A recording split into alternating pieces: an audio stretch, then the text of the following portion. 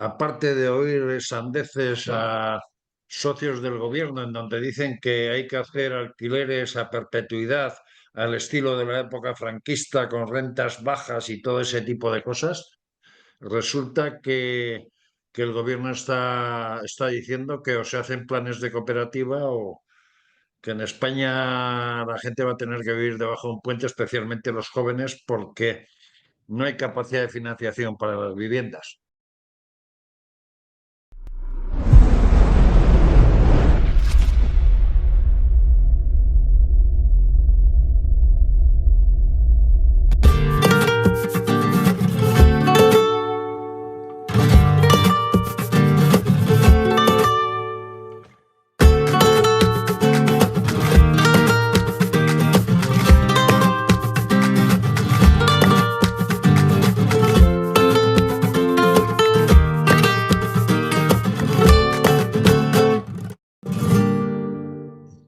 Buenos días, amigos y amigas de Café de Economía.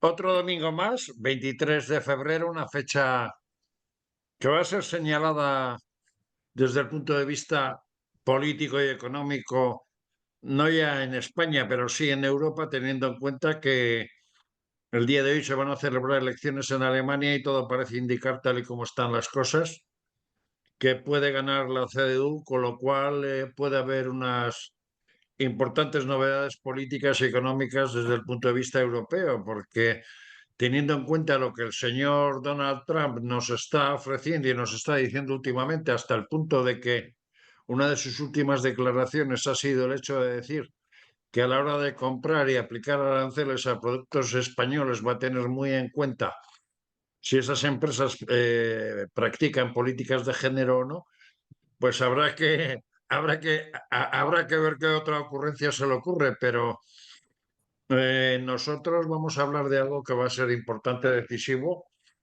en un país que no tenemos presupuestos, que no sabemos cuál puede ser el techo de gasto, que las comunidades autónomas se están quejando desde hace mucho tiempo de infrafinanciación, que los fondos europeos, tanto New Generation como otros, no se aplican ni se ejecutan en condiciones.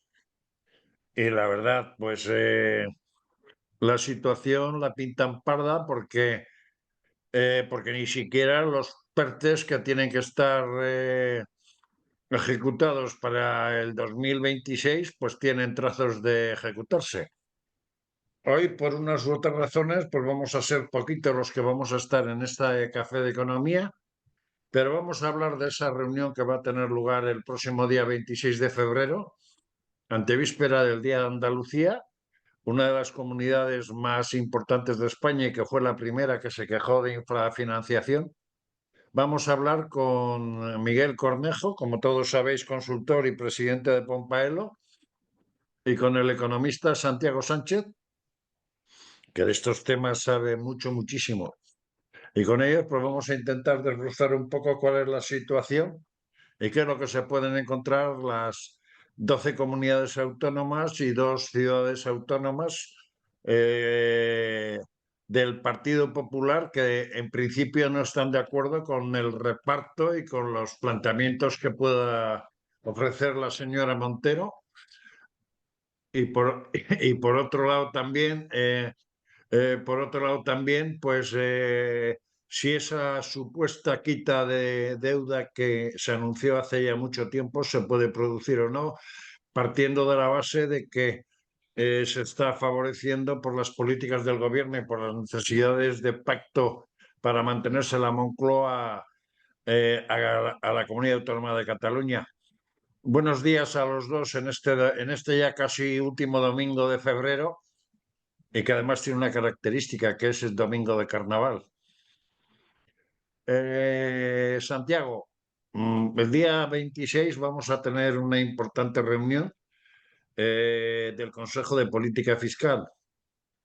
En principio, las posturas están absolutamente encontradas entre el gobierno, las comunidades autónomas.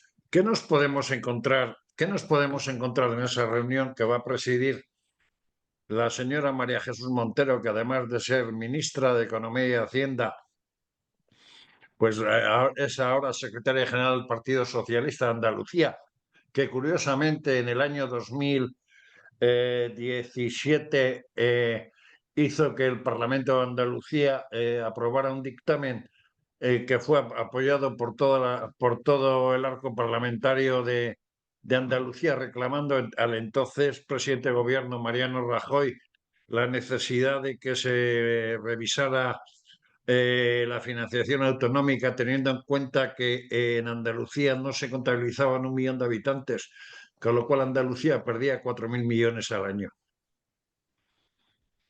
Bueno, muy buenas. Yo, la verdad es que mis expectativas no son especialmente altas con respecto a lo que pueda ocurrir en la reunión de este próximo miércoles del Consejo de Política Fiscal y Financiera, donde, como muy bien decías, pues la ministra va a reunir a los consejeros de Hacienda. En principio, el tema nuclear, que es en el que se debería estar trabajando y en el que se debería estar pensando, una vez pues que se ha roto el tablero de las comunidades de régimen común con una negociación bilateral con Cataluña, pues el tema central, que tenía que estar siendo la solidaridad, de ver cómo pues, se recompone, cómo se puede elaborar un modelo de financiación nuevo que resuelva muchos de los problemas que tienen comunidades que somos conscientes que están infrafinanciadas, como Murcia, como Andalucía, como la Comunidad Valenciana, como Castilla-La Mancha, no el caso de Cataluña, que está en la línea, está en la media, como muy bien ha mostrado FEDEA en todos sus informes. Pues bueno, eso que debería ser el centro, que para eso es el órgano donde hay que debatirlo y donde debería trabajar de manera leal entre instituciones, pues no va a ocurrir. No va a ocurrir porque el gobierno ha optado pues, por romper esa mesa, por estar en un camino bilateral, gobierno-generalitat, en el que se ponen encima de la mesa cuestiones fiscales singulares para ellos, traspasos competenciales, la agencia de Hacienda catalana, una serie de cosas que lo que hacen es poner patas arriba nuestro sistema autonómico y la lealtad institucional que debe de existir entre comunidades autónomas.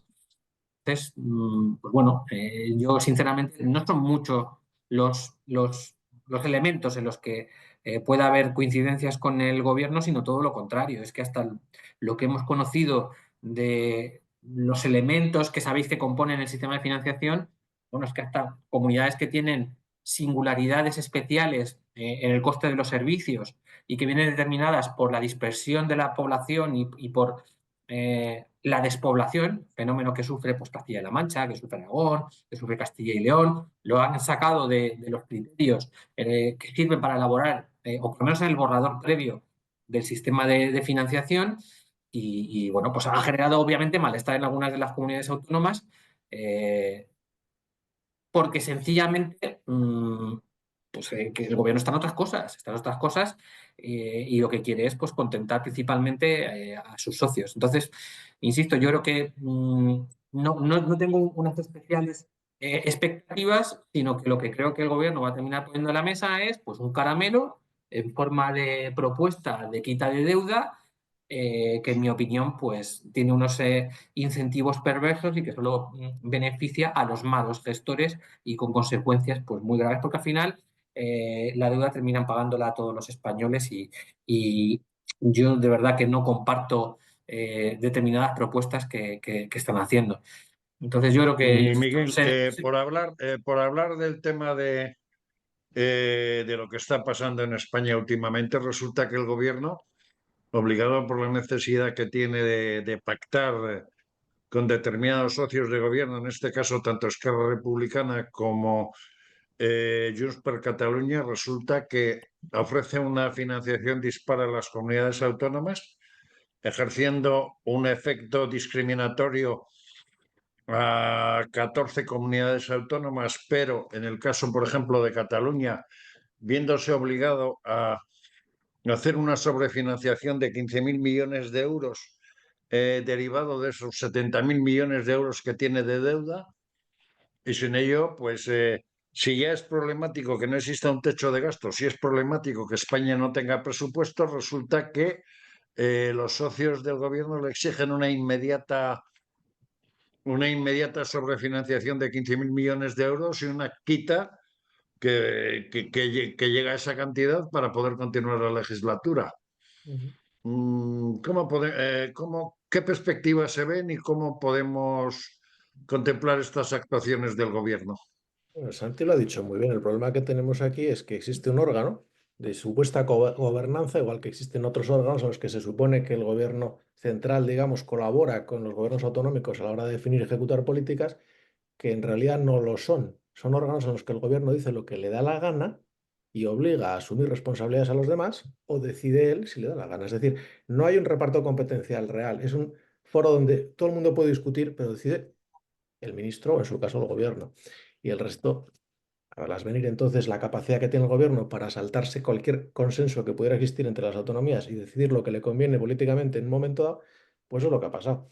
Desde en este momento le compensa hacer una auténtica salvajada respecto a la solidaridad interterritorial e incluso a la solvencia del país, le conviene, lo hace, va a un consejo y lo único que va a hacer, como dice Santi, es intentar comprar las voluntades para que no le monten un pollo. Pero es que esa es toda la capacidad que tienen los representantes autonómicos. Demostrar o decir que no les gusta, que no están de acuerdo, pero al final se va a hacer lo que diga el gobierno. Entonces, este modelo que intenta ser federal de nombre o de formas, pero luego solamente se manda desde el centro, este modelo de cogobernanza en el que se supone que se busca un consenso, que se busca un reparto de responsabilidades, pero al final solamente se hace lo que quiere uno, tiene estas consecuencias. Nadie le puede parar los pies al gobierno si quiere romper esta solidaridad. Si quiere hacer una política de financiación autonómica que no tiene sentido para 14 autonomías. No hay quien le pueda parar. Y como lo que le conviene en este momento no es crear un consenso con autonomías que no gobierna, sino crearlo con quien le da los votos necesarios para mantenerse unos meses más en el gobierno, pues eso es lo que va a hacer. Y no sabemos qué va a llevar, aparte de nada que importe, en resumen, porque las decisiones ya las ha tomado fuera de ese consejo. Hablando de esos planes que tiene el gobierno, hay que tener en cuenta que hasta la fecha llevamos escasamente 17, 18 meses de legislatura. El gobierno ha perdido, contando con lo sucedido en los plenos de esta última semana, lleva perdidas 85 votaciones. Tanto Esquerra Republicana como Junts per Catalunya han dicho que sin que se apruebe esos pasos para Cataluña, que ponen incluso en jaque la legislatura. Santiago, vamos a ver, ¿es factible que eso pueda salir en el Congreso? Porque hay una cosa clara.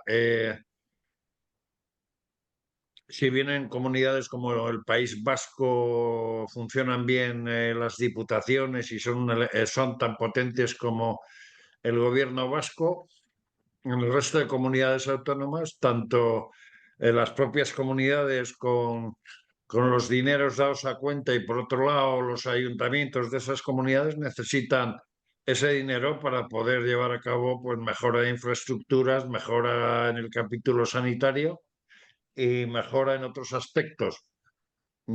¿Qué puede suponer que no se llegue a un acuerdo desde el punto de vista de paralización administrativo-económica de España en este caso? Vale, voy a intentar ordenar mis ideas. Lo primero es que el hecho de, o la situación de parálisis es una situación que ya hemos vivido en el 2024. O sea, el país está paralizado y voy a intentar dar argumentos. En primer lugar, por la propia ejecución presupuestaria y la situación de no llevar 2 años sin presupuestos. Esto es una anomalía que deberíamos de estar recordando continuamente porque es una situación absolutamente excepcional y que no somos conscientes de lo anómalo y de lo perjudicial que es. Parece que lo asumimos con normalidad, pero en absoluto es una situación normal, que tiene consecuencias a nivel de inversión importante, de inversión pública. Segunda cuestión.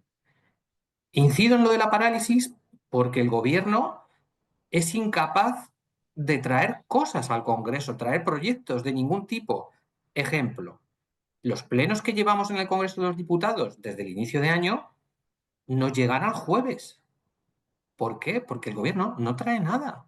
Los miércoles aquí se acaba, cuando lo normal es tener sesión martes, miércoles y jueves. La semana que Miércoles y viene, jueves. esta semana que se inicia ahora, el miércoles se acabará, porque el jueves no irá nada, porque el gobierno no trae nada.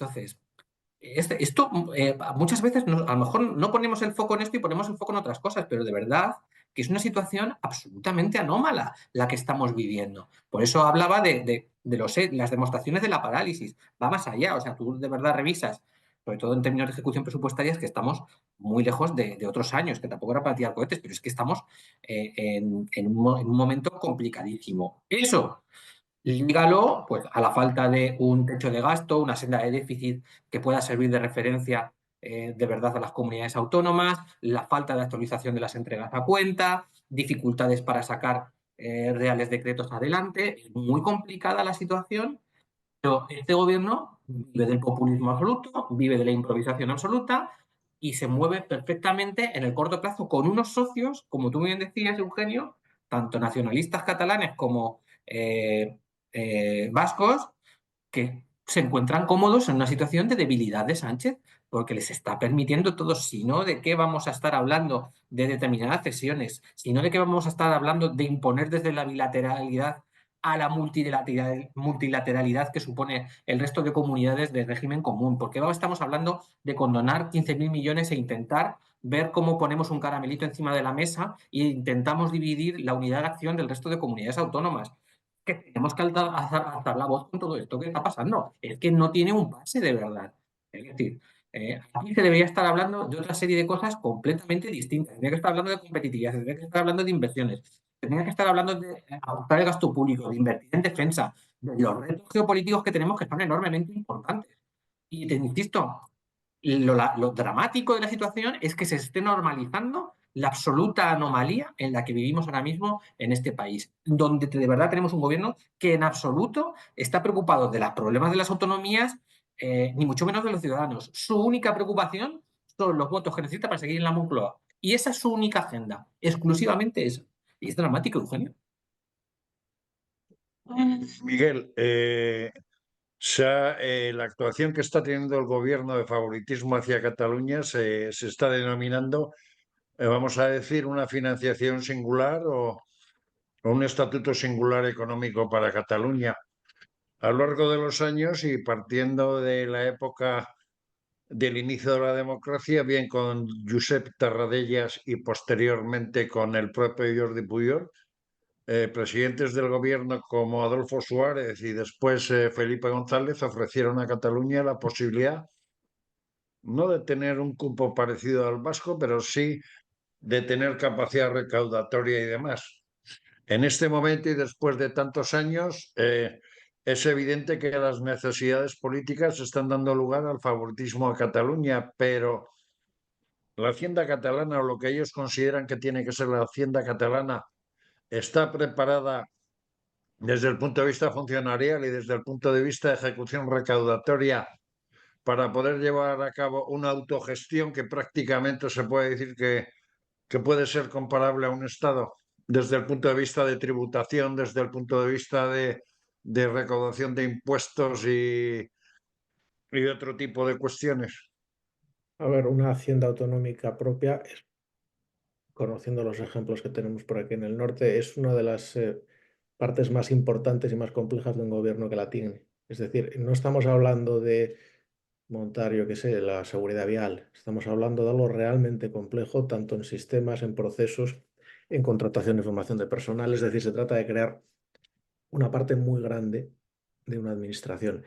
Lo de que sea de un Estado o no, no tiene nada que ver. El tener capacidad recaudatoria simplemente es ejercer algo que ya están haciendo otros, hacerlo tú. ¿Qué pasa? Que cuando los que están por encima del funcionario en ese escalafón son unos políticos desleales, pues es un riesgo, evidentemente.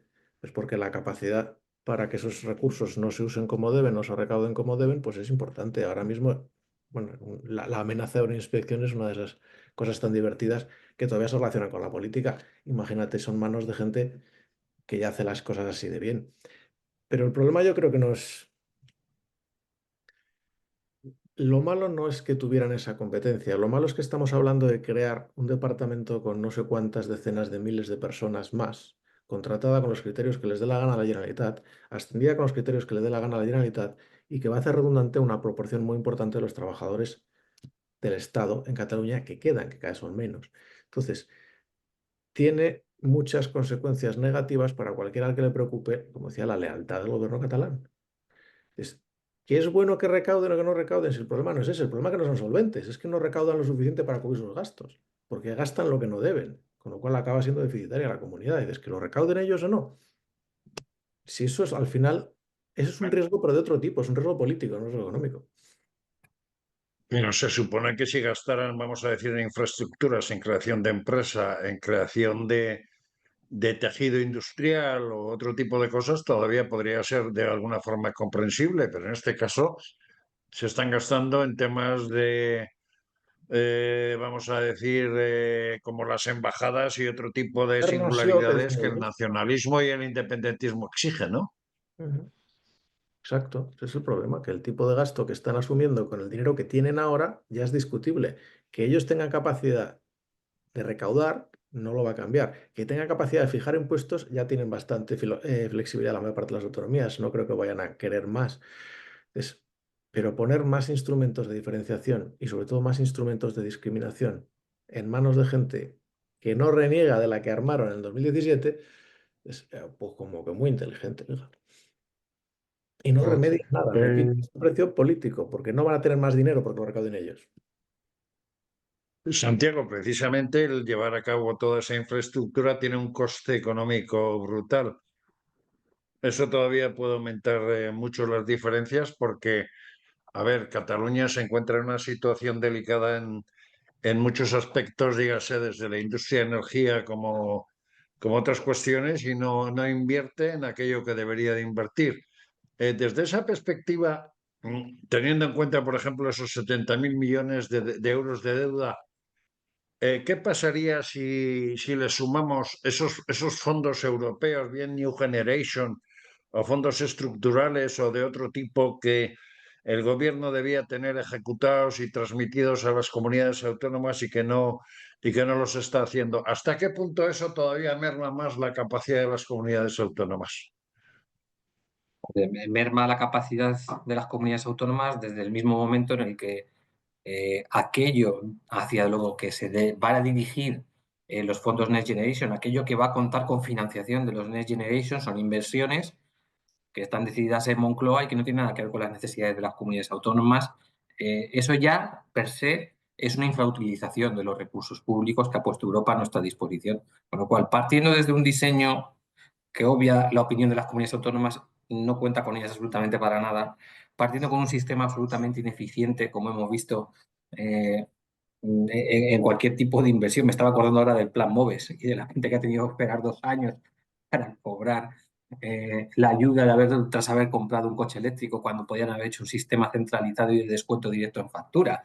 Es decir, es que desde los planteamientos iniciales hasta la manera de implementar cómo se ha gestionado los fondos NextGen, pues evidentemente tiene impacto, claro que tiene impacto, pero es que yo iría más. El gobierno es tremendamente arbitrario a la hora de dirigir las inversiones que puede cubrir en los territorios y sobre todo la intensidad en la que ejecuta, estoy hablando ya del presupuesto ordinario, y de la inversión territorializada que hace la Administración General del Estado en los territorios. Y si sacamos los datos del año 2023, que son los últimos disponibles que nos ha ofrecido la IGAE, te das cuenta que obviamente ha colaborado con intensidad para que las inversiones del Estado en Cataluña hayan mejorado susceptiblemente su ejecución. El resto de comunidades autónomas pues irán como tengan que ir, pero se ve absolutamente claro cómo ha habido un interés muy explícito por incrementar la ejecución territorializada concretamente en Cataluña. El gobierno sabe perfectamente lo que está haciendo e insisto, si es que al final dirige toda su política a la supervivencia y le da exactamente igual las prioridades, las necesidades y todo lo demás. Y aquí estamos al servicio de los intereses particulares, es que ni siquiera del PSOE, los intereses particulares de Pedro Sánchez. Y lo lamentable es que esto ocurre en un momento en el que teníamos que estar haciendo cosas que mejoraran nuestra productividad, que mejoraran la innovación, que de verdad tuvieran un efecto tractor sobre cadenas de valor industriales, pensando en el presente, pero sobre todo pensando en el futuro. Lo que tenía la inversión de hoy es el crecimiento de los próximos 5 años o de una década. Y eso es en lo que teníamos que estar centrados. Y aquí estamos en otra clase de dispendios. ¿En qué transferencias son las que pasamos? En si asumo o no asumo las rodalías, me las financias, no me las financias. si creamos una agencia propia, una agencia tributaria propia, si no la creamos, sí, en condonaciones estamos perdiéndonos en circunstancias que no son las prioridades del país, sino que solamente son las prioridades de Pedro Sánchez, de Eugenio. Miguel, dentro de todo este mare magnum que está generando el gobierno de discriminación, se ha producido a casi finales del ejercicio pasado un hecho lamentable, pero un hecho que de alguna forma va a condicionar el capítulo de deuda de comunidades autónomas. Si ya Cataluña tenía 70.000 millones de euros de deuda, por mucho quita que haga el gobierno, seguirá teniendo aproximadamente, se quedará en 55.000 millones. La segunda comunidad autónoma, que es a lo que iba, con más deuda de España es la Comunidad Valenciana con 46.000 millones, con el problema añadido de todos los daños causados por la DANA, la falta de ayudas y la necesidad de reconstrucción y recomposición de una provincia potente industrialmente como es Valencia, que tiene que recomponer industria, tiene que recomponer infraestructuras y necesita inversiones por parte del gobierno y además que haya ayudas desde la Unión Europea. Y luego, pues como tercera comunidad en la que, repito, desde el año 2017 incluso el Parlamento andaluz intervino reclamando que estaba infrafinanciada Andalucía debido a que no se habían contabilizado el censo 1 millón de personas. Resulta que con 23.000 millones de euros y a pesar de que el presidente de la Comunidad Autónoma Andaluza desde el pasado miércoles es presidente de las regiones europeas, resulta que Andalucía tiene 23.000 millones de euros, deficiencias en infraestructuras, dificultades para poder manejar bien la sanidad y otros aspectos, pero en el caso, por ejemplo, de Valencia, ¿cómo se puede, en una situación extraordinaria como ha pasado, el hecho de que no haya presupuestos, el hecho de que no haya un acuerdo en el Consejo de Política Fiscal, ¿cómo puede influir eso para la normalización económica, fiscal de la Comunidad Valenciana? La comunidad tiene un problema principal que ni siquiera es ese, se vio precisamente durante la Dana, y es que la comunidad está gobernada por un partido muy distinto de Sánchez, y Sánchez ha sido capaz de lo que ha sido capaz para dejar mal a ese gobierno. Con lo cual, imaginémonos el interés que tiene Sánchez en normalizar la situación y la solvencia de Valencia. Hacer estrictamente lo que tenga que hacer y en la medida en que se puedan iniciar gestiones desde la comunidad, tendrán más suerte con los fondos europeos porque si esperan a que los gestionen desde el ministerio, han jugado a ahogarles. Así de claro, así de duro. Han jugado a ahogarles. No van a soltar la mano simplemente porque haya una crisis humanitaria, porque ya ni siquiera es una crisis puntual climática. Es que tenemos a gente que 3 meses y pico después siguen en situaciones lamentables. Y no se está prácticamente ejecutando la ayuda que se supone que han comprometido, que efectivamente la han comprometido cuantos meses más tarde. Es decir, no se está haciendo lo que se debe, pero a un nivel que es pasmoso, que cuando lo ven desde fuera dicen, pero todavía están así. Y no se está haciendo porque no se quiere, porque desde el gobierno de España han elegido ahogar a Amazon e intentar ahogar a Amazon en el cuello de los valencianos, por decirlo así. Entonces, Mm. ¿reformas en la financiación autonómica que beneficien a Valencia? No, no me lo creo. Mm. Y por el lado contrario tenemos a Comunidad de Santiago como Madrid, que es la única que no tiene una deuda potente con el Estado, sino que es una comunidad que ha cumplido sus obligaciones, es una comunidad que se encuentra en primer lugar en el capítulo de inversiones extranjeras, que se encuentra en primer lugar en el capítulo de desarrollo, en el capítulo de creación de puestos de trabajo, de industrias y de otro tipo de factores, pero resulta que por cumplir las reglas, por hacer lo que debe, pues se ve perjudicada. Desde ese aspecto y teniendo en cuenta que Madrid, se puede decir, el número de habitantes es la tercera comunidad autónoma de España, porque la primera sería Andalucía, la segunda Cataluña y la tercera Madrid, mm, los ciudadanos de Madrid y los madrileños, ¿qué pueden esperar por un lado y qué pueden reclamar al gobierno, teniendo en cuenta de que, claro, si su gobierno autonómico ha cumplido con las reglas de todo tipo y resulta perjudicado, mm, ¿Cómo puede recibir esa compensación por hacer lo que debe?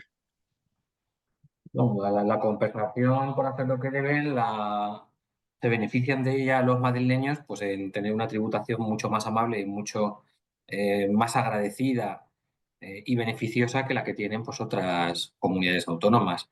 Y las empresas se benefician con un entorno mucho más competitivo del que tienen otras empresas que se encuentran alojadas en otros territorios. Esos son los beneficios que tienen. Por eso las empresas cambian su sede social y por eso las empresas se mudan y se van a Madrid. Y por eso las multinacionales, si hay capacidad de instalación, si hay energía eléctrica para poder suministrar a nuevas instalaciones y a nuevos proyectos, siempre eligen Madrid. ¿Por qué? Pues por eso, porque tiene un entorno que es amigable para emprender, amigable para hacer negocios y que no está nada más que pensando en cómo generar riqueza que además se extiende al resto de regiones del país. Esa es la situación. Y Madrid, pues bueno, fiscalmente es una comunidad cumplidora, que ha tenido buenos gestores tradicionalmente en los ministerios o en las consejerías de Economía y Hacienda, con buenos profesionales, y ese es el camino. Ese es el camino que otras comunidades del Partido Popular han seguido. Por eso Andalucía ha experimentado un cambio como el que ha tenido desde la llegada de Juanma Moreno. Por eso la comunidad o la región de Murcia sigue mejorando sus datos de competitividad. Por eso Baleares ha pegado un giro. Es decir, al final, cuando las comunidades se enfocan o los gobiernos autonómicos se enfocan en los ciudadanos y en intentar no exprimir a empresas y particulares, pues al final pues todo funciona. La concepción de Sánchez es del todo distinta. Es decir, no son incapaces de entender que para financiar el estado del bienestar, todas las políticas sociales, previamente hay que generar riqueza y no al revés. Y luego ellos no tienen la concepción de estado del bienestar, sino de bienestar del Estado. Es decir, son estatistas intervencionistas y a lo que se dedican es a ocupar más espacios de la actividad privada y a seguir consolidando y consolidando gasto público. Y luego ya veremos cómo soy capaz de financiar. Y esto público que además están financiando con la subida impositiva hasta el punto que en los 6 años y pico que lleva Pedro Sánchez en el gobierno, pues nada más y nada menos que ha subido 96 impuestos y lo que te rondaré Morena. Pero Santiago, hay un aspecto importante. España tiene 4 comunidades, a considerar Ceuta y Melilla comunidades, aunque en sí mismas son ciudades autónomas, que son singulares. Y hablando concretamente de Ceuta y Melilla, yo que tengo Melilla a tiro de piedra, pues se habla mucho de que, dada la inoperancia del gobierno con aspectos como la sanidad, que depende enormemente de la administración central, el hecho de las aduanas, que por los acuerdos que está llegando el gobierno con la administración marroquí, están prácticamente paralizadas y parece que sin solución, porque de momento dejan pasar algún camión que otro de vez en cuando y poco más. Eh, es probable que a alguna se le ocurriera quizás pedir la conversión de, en vez de ciudad autónoma, a convertirse en comunidad autónoma. Si esto sucede, ¿qué podría pasar? Uf, esto es tremendamente Bueno, financieramente complejo. hablando, claro. Uf, se requeriría un análisis muy sosegado de los pros y los contras de tomar una decisión de ese estilo. No me atrevería, Eugenio, a hacerte un análisis sin estudiarlo en profundidad y sin meditarlo en profundidad, insisto, porque son zonas extremadamente singulares por todo lo que tienen a su alrededor, por las limitadas capacidades territoriales, empezando por ahí, para alojar empresas y generar actividad económica y que sea actividad económica sana y no chiringuitos financieros. Entonces, eso requiere un debate y un análisis profundo y complejo. Mm, insisto, fíjate, lo más importante para mí, Eugenio, más allá de cuestiones económicas, y en este contexto geopolítico tan intenso y tan complejo en el que vivimos, son la frontera sur de Europa. Son la frontera sur de Europa. Y deberíamos de estar invirtiendo mucho más en defensa, deberíamos estar invirtiendo en mejorar nuestras capacidades tácticas y militares, porque tenemos ahí a Marruecos ahí al lado. Y oye, hoy somos muy buenos vecinos, pero al final los riesgos existen y los efectos disuasorios también. Y nosotros presupuestariamente hemos olvidado, por eso estamos a la cola, o sea, Estamos en el 1,3 del PIB en inversión en defensa 1,38%, que es. y Donald Trump ya está pensando que tenemos que invertir el 5, ¿no? No, de momento, a ver si somos capaces de escalar al 2 hasta 2029, que estamos hablando de crecer en más de 20.000 millones de euros, ¿eh? Que no es una cuestión baladí y es un tema que va a ser complejo de gestionar, sobre todo con los socios que tiene Pedro Sánchez. Sinceramente, lo mejor que podría ocurrir ahora mismo es una convocatoria de elecciones para poder tener presupuestos, organizar bien las cuentas y reorganizar las partidas y las políticas económicas al contexto en el que vivimos y a los compromisos que tenemos que acometer. Miguel, toda esta revolución que está llevando a cabo Donald Trump, que nos ha puesto en un mes la casa hecha unos zorros y por otro lado, pues descolocada la Unión Europea y demás, pues sí se ha hablado de la necesidad de crear un ejército europeo, se ha hablado de la necesidad de mayores inversiones en defensa, se ha hablado de que quizás en un futuro sería necesario retomar temas como el servicio militar en distintos países, pero eso requiere una inversión potente de los 27 países de la Unión Europea, aunque cada uno es de su padre y de su madre. Ujú. ¿Puede Sí, de hecho, pasar ahí alguna situación parecida a lo de la pandemia? Es decir, que de repente nos encontremos desde Bruselas una vez que el domingo se resuelva el problema alemán, que es el hecho de que hasta el domingo prácticamente no ha tenido, vamos a decir, un liderazgo fuerte y potente en la Unión Europea, que a partir del domingo nos encontremos con que la Unión Europea dicta que hay que invertir 700.000, 800.000 millones de euros en defensa, tanto logística como armamentística, como de otros aspectos, y nos encontremos con inversiones a fondo perdido que serían necesarias para otras cosas. Por un lado, lo que ha hecho ya la Comisión es indicar que va a liberalizar o a relajar los criterios de solvencia de manera que los países puedan endeudarse, que es lo que le corresponde a cada uno, pagarlo cada uno, para asumir este tipo de inversiones y modernizaciones del ejército. Es que se haga a través, como decía el gobierno español, a través de deuda europea garantizada por el conjunto de los países y básicamente a fondo perdido, pues yo creo que ni de broma, francamente. Ya hay países en Europa que están por encima del 2% de inversión, no vamos a andar jugando, no van a andar jugando a regalar dinero a No los. ni andan casi en el 7, creo. Hay países que hacen los deberes y países con ganas de hacerlos. Y hay países que tienen capacidad de inversión y gasto y países sin ella. Es decir, esto no puede ser una regla igual para todos porque es el caso de España. Tenemos una situación financiera complicada, es poco. Que se podía abordar una inversión en modernización armamentística y militar y que eso al final, si se tira a proveedores locales, es inversión que genera empleo, que genera actividad, sí. Pero hay que hacerlo bien y se lo cree no sé quién. Entonces, hay Pero otros. en el caso de España, Santiago, se habla de que sería necesario, para llegar a una cierta equiparación con el resto de Europa, de una inversión cercana a los 200.000 millones de euros.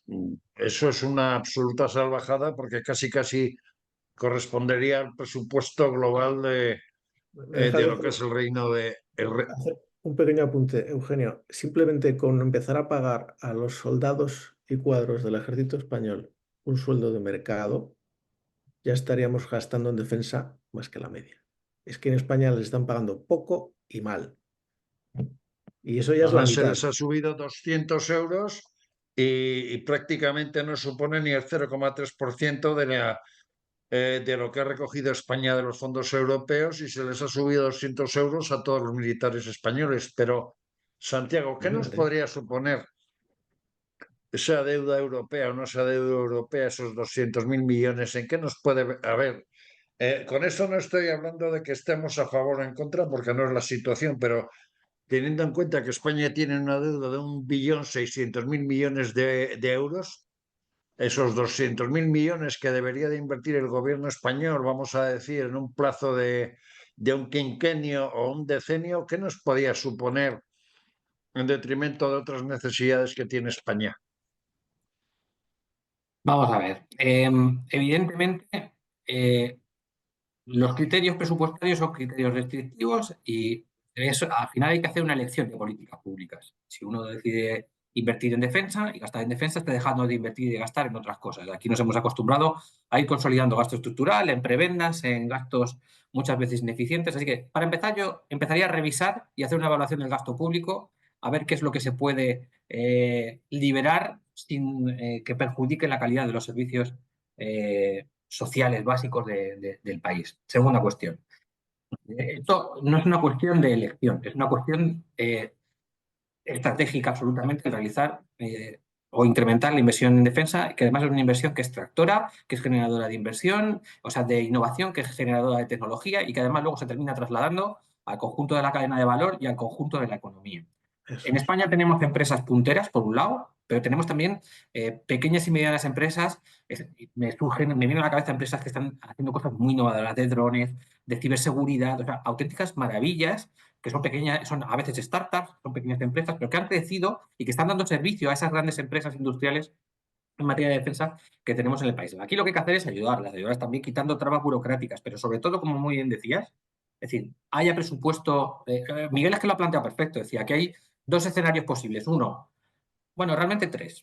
Uno, relajación de reglas fiscales para aquel gasto que tiene que ver con defensa, lo cual tiene un riesgo, porque la deuda sigue siendo deuda y aunque no compute para las reglas fiscales, los mercados te penalizarán y tendrás que seguir pagándola junto con sus intereses. Escenario 2, mutualización de deuda, que vamos, los halcones nos van a decir que tururú, es decir, que ya está bien. Hagan ustedes los deberes y que aquí no vamos a estar poniendo nosotros garantías a países que han sido irresponsables y que abandonaron hace muchos años la inversión en defensa. Y un tercer escenario, que oiga, al final, que es para el que yo me siento más proclive, es decir, Europa tiene que hacerse adulta de una vez. Aquí no va a estar el paraguas de Estados Unidos para protegernos porque Estados Unidos está pensando en la zona Indo-Pacífica. Europa ya para ellos es una segunda prioridad. Y nosotros o nos ponemos las pilas de verdad, hacemos lo que tenemos que hacer, darle una vuelta al presupuesto, darle una vuelta a toda la estructura de gasto del país y empezar a elegir, porque es una cuestión de elección de políticas públicas, aquello que es lo que realmente necesitamos. Y la seguridad es una necesidad previa para poder tener un bienestar, pues pongamos las cosas en orden y dejémonos de populismos excesivamente frívolos, en mi opinión. Entonces, claro que hay que hacer un esfuerzo. Si nos están diciendo a 2029 tenemos que llegar con 20.000 millones de euros. Y Miguel ha dicho una cosa muy importante. Es decir, a modo de justificar, aquí tirar de chequera y pagarle a unos muy mal pagados militares que han estado maltratados durante años, a mí me parece estupendo. Pero aquí hay que crecer en capacidades estratégicas, hay que crecer en armamento, hay que comprar material. Es decir, hace poco yo tuve una conversación con una persona del entorno de la defensa. Oiga, pues es que los Harrier que tenemos volando, yo no sé cuántos años llevan en vuelo, 40 años, los tiene la Armada. Teníamos que haber comprado ya los F-35 tipo B que son capaces también de despegar y aterrizar en vertical. Bueno, pues tomemos las Son los decisiones. Fisher y otro tipo de Claro, armamento. Y y luego hay dejemos una de, cosa, dejemos de canibalizar tanques y de canibalizar aviones. Y dotemos a los militares de los elementos también que son imprescindibles. Y es que cuando vuelen, lo vuelen con seguridad. Cuando lleven un tanque, esté en buenas condiciones y con los mejores materiales. Sí, o sea, es imprescindible remunerarles bien. Pero hagamos lo que tenemos que hacer y dotémosles de los materiales y de la inversión que realmente necesitan. Y eso, insisto, es una cuestión de elección de políticas públicas y de prioridades de gasto. y además hay otro elemento que es importante, y es que uno de nuestros vecinos del sur, que va a ser estratégico para Donald Trump, resulta que está haciendo una super inversión en el capítulo de defensa, que eso en un futuro, y esperemos que no, nos puede generar problemas de seguridad económicos y de otro tipo, porque un enemigo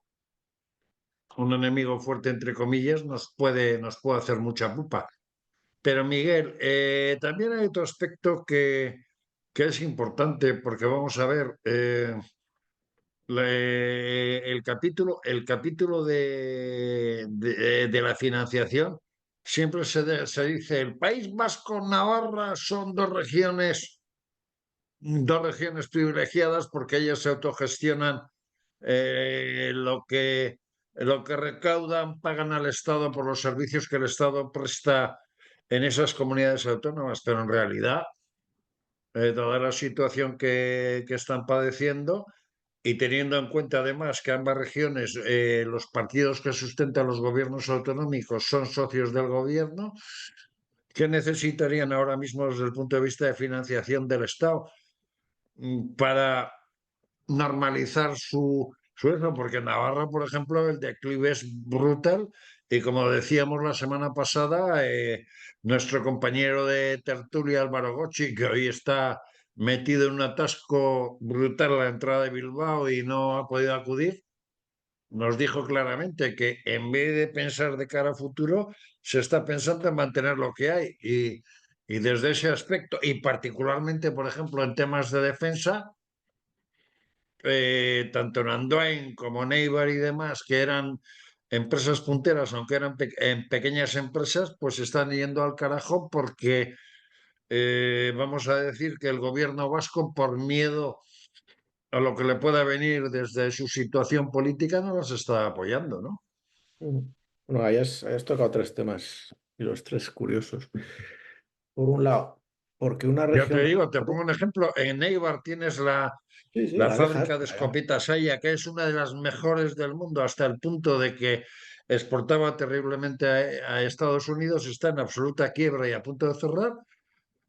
Pues hablando claro, porque en el comité de empresa hay un determinado grupo ahí le has sindical dado. político que quiere destruir todo el trabajo hecho durante 60, 70 años.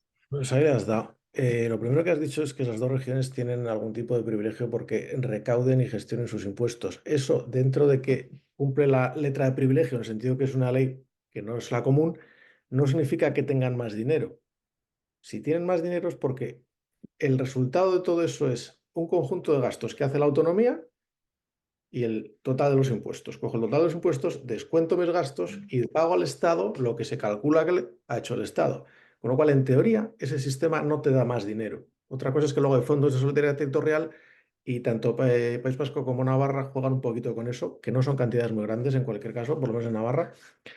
Y ahí sí que se escapan, pero a cambio tampoco la reciben. Quiere decir que si Navarra en un momento dado estuviera en la situación de Cataluña, le dirían, pues qué bien. No sé si me explico. Pero el problema no es ese, el problema es lo que has dicho de Astra, es que se está creando un entorno que no favorece la inversión y la buena gestión. Es decir, un poco lo que decía antes Santi de Madrid, no se trata de financiación pública, se trata de una gestión orientada al crecimiento, se trata de no hacer el tonto con el dinero, se trata de no crear un grupo público de inversión porque los empresarios no quieren invertir. Consecuencia, compites con tus propios empresarios que no pueden invertir. Estás expulsando a la financiación privada. Estás creando un coto en el que solamente juega el gobierno. Y eso, aparte de una dependencia política y una capacidad de patronazgo del partido gobernante, no tiene ningún otro efecto bueno conocido. No sé si me explico. Ujú. Y en Navarra lo mismo, gracias a tener unas condiciones cada vez menos favorables para la inversión, pues llevamos 10 años con cada vez menos inversión. Y ahora se están cayendo las empresas. Y dices, qué bien. Si escucharas, llevamos más de 10 años diciéndolo. No es una cuestión de los últimos gobiernos. Es una cuestión Y de además gobiernos empresas para arriba, tremendamente bueno, los dos, punteras ¿no? en tecnología automóvil.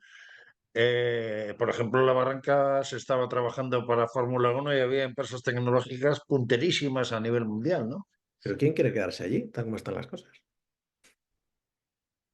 Mm. Es así de sencillo. Y, y ya para finalizar, Santiago, vamos a ver, con esta perspectiva, ¿qué podemos decir a la gente? Porque la gente está preocupada, luego va al hospital y ve que tiene dificultades para que le sea atendido, que no hay médicos, que no hay médicos de atención primaria, que hay problemas en las carreteras porque no se están reparando. O eso que pasó ayer, por ejemplo, en la Comisión de Transporte, en donde estamos atacando a compañías aéreas y nos quitan vuelos, pues porque el gobierno se enfrenta a ellas por razón de tasas aeroportuarias y otro tipo de cosas. Así que podemos esperar. ¿Rezar para que haya elecciones o con eso de sálvese quien pueda, ¿no? Pues mira, los que somos liberales por convencimiento, al ejercicio de la libertad va unido el ejercicio de la responsabilidad. Entonces, lo que tenemos que pedir a la gente es que además de luchar por mantener cuotas de libertad en un gobierno que lo que hace es justamente laminar espacios de libertad, es dar la batalla allí donde cada uno tenga posibilidades. Los que tenemos algún tipo de posibilidad de hacerlo, pues contigo, Eugenio, en medios de comunicación y poder explicar cosas, pues hacerlo. El que pueda hacerlo en el ámbito familiar, hacerlo. El que pueda hacerlo en el ámbito laboral, hacerlo. Pero no dar por sentados discursos que al final terminan extendiéndose y que son tremendamente perjudiciales. Así que el mejor consejo, ser responsables y hacer cada uno lo que pueda. Esto creo que lo dijo Aznar, además. El que pueda hacer algo, que lo haga. Bueno, pues eso es lo que hay que hacer. Es decir, cada uno en el ámbito en el que podamos, dar la batalla de las ideas. Dar la batalla de las ideas y defenderlas, porque si no estamos abocados a repetir errores como ya hemos visto en los últimos años. Pues amigos y amigas de Café de Economía, en próximas semanas hablaremos de temas tan importantes como la energía o ese famoso plan de vivienda de Pedro Sánchez de las 180.000 viviendas, que al final ha sido un bluff y ha quedado en nada. Y aparte de oír sandeces a socios del gobierno en donde dicen que hay que hacer alquileres a perpetuidad al estilo de la época franquista con rentas bajas y todo ese tipo de cosas, resulta que el gobierno está diciendo que o se hacen planes de cooperativa o que en España la gente va a tener que vivir debajo de un puente, especialmente los jóvenes, porque no hay capacidad de financiación para las viviendas. Pero de todo ello iremos hablando a lo largo de las próximas semanas y esperemos que el señor Trump no nos dé más sustos desde el punto de vista económico, porque ya digo, o sea, como se le cruce el cable y cuidado que España puede ser uno de sus objetivos inmediatamente después de que acaben las elecciones europeas, porque España es un punto de inestabilidad importante de cara a la Unión Europea y señores como Musk o compañía, pues nos pueden jugar como juguete, nos pueden coger como juguete roto dentro de la Unión Europea. Amigos y amigas de Café de Economía, gracias por todo, disfrutar de este domingo de carnaval, cantar coplillas, pero que sean sanas y divertidas, y hasta la semana que viene. Buena semana.